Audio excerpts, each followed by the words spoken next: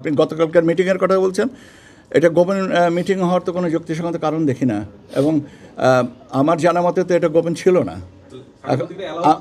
আমার জানা মতে এটা গোপন ছিল না। এখন আমার সংবাদকর্মী ভাই বোনেরাদের কেন ওখানে যাওয়ার সুযোগ পান নাই এটা আমার জানা নেই, তবে দায়টা আমি নিতে পারি।